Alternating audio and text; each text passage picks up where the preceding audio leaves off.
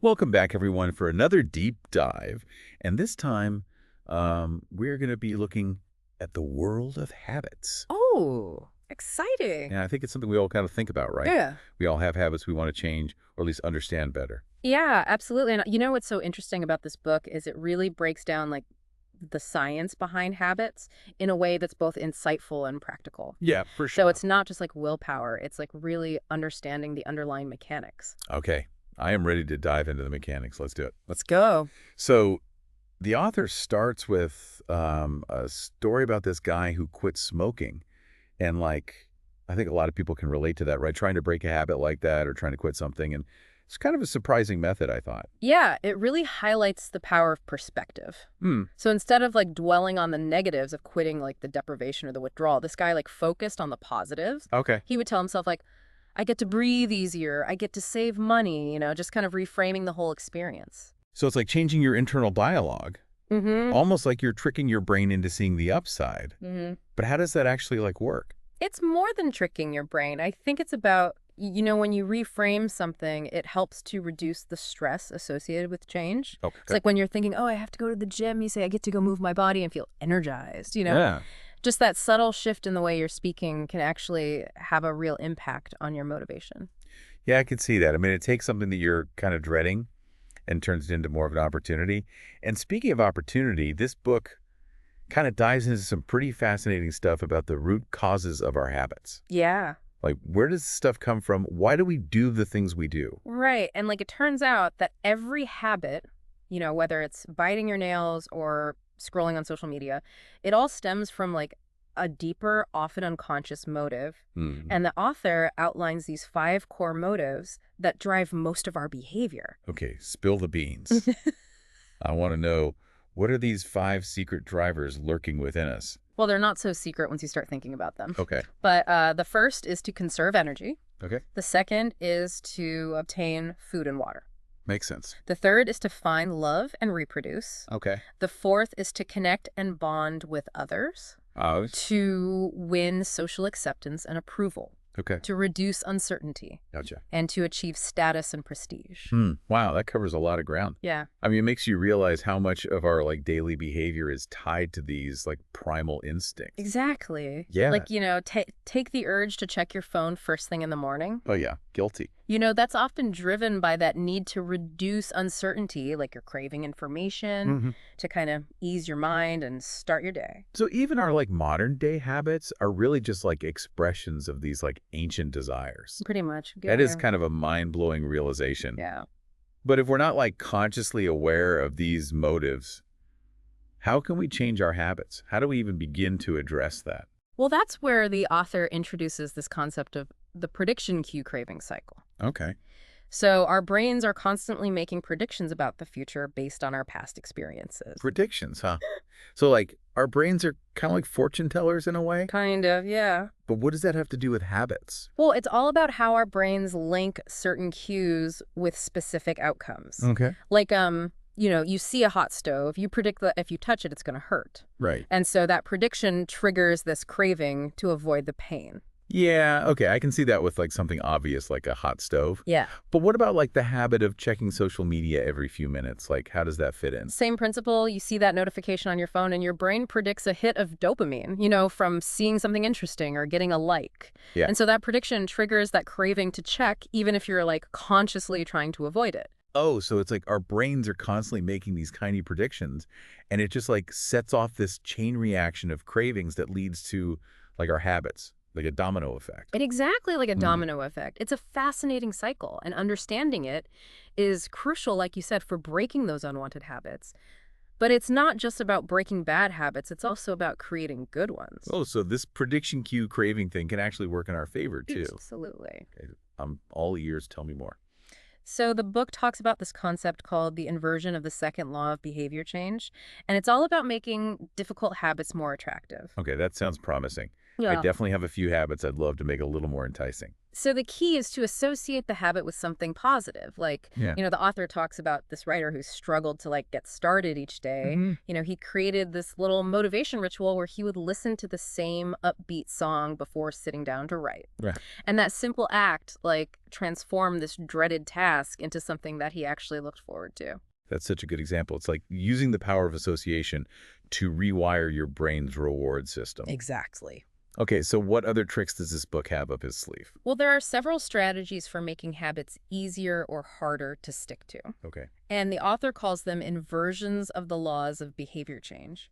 Inversions. Okay, these inversions sound like powerful tools. Let's break it down. Where do we start? Well, the first inversion is make it invisible, and it's all about removing cues that trigger bad habits from your environment. Okay. Like if you're trying to cut back on sugary snacks, you might hide the cookie jar or avoid walking down the snack aisle at the grocery store. So out of sight, out of mind.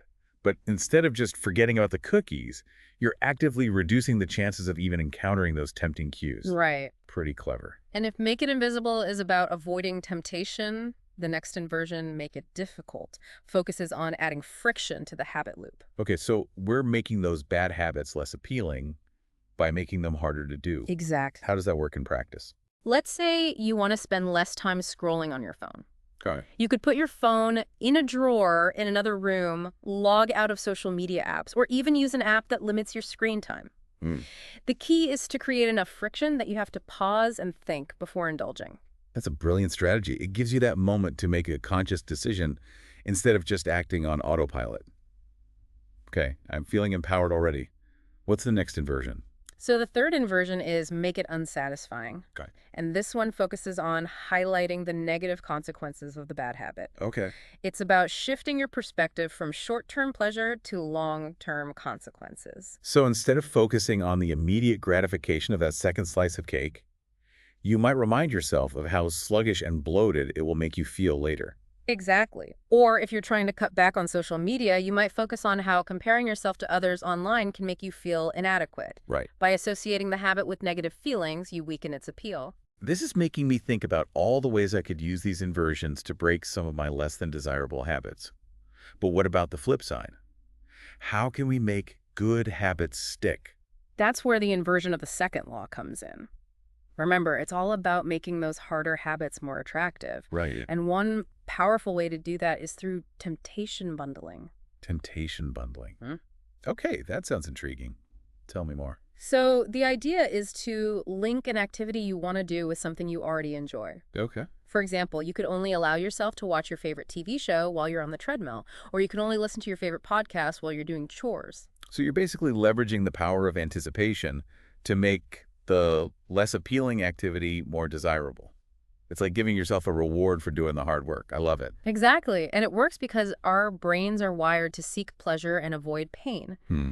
By linking a desired activity with a necessary but less enjoyable one, you're essentially hacking your brain's reward system. It's like giving yourself a little nudge in the right direction. I'm starting to see how all of these techniques can work together to create lasting change.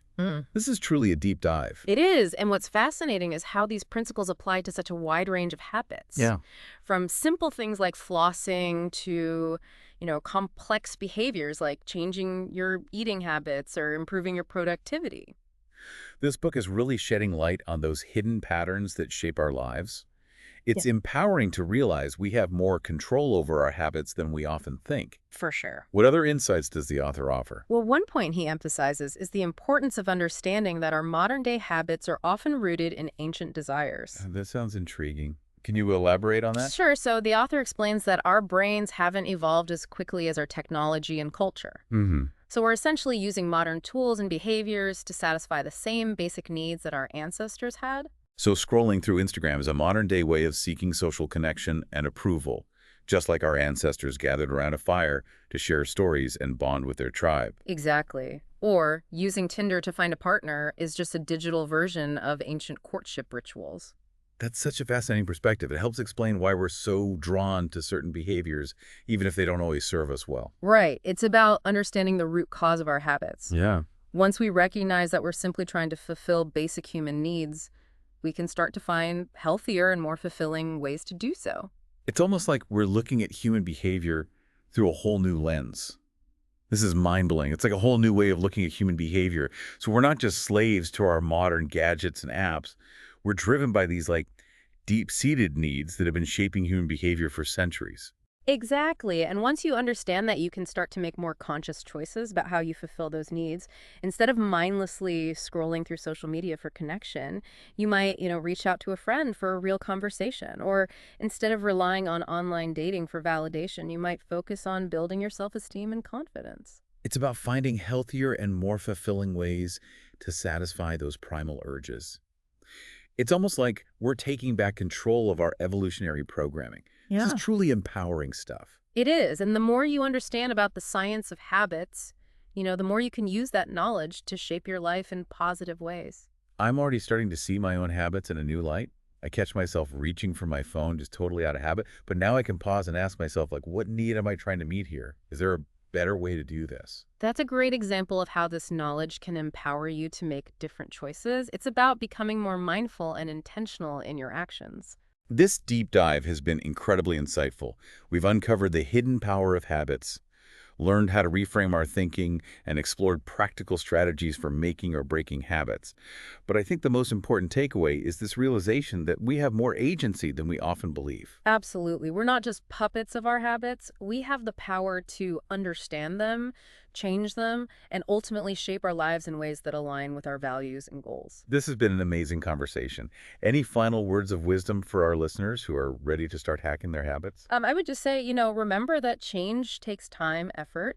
Be patient with yourself, celebrate small victories, and don't be afraid to experiment with different strategies until you find what works best for you. And most importantly, keep learning and exploring the world of habits. It's so vast and fascinating. There's always more to discover. Well said. It's a journey, not a destination, right? And to our listeners, thank you so much for joining us on this deep dive. We hope you've gained some valuable insights and are feeling inspired to start shaping your habits and transforming your lives. Remember, the power to change is within you.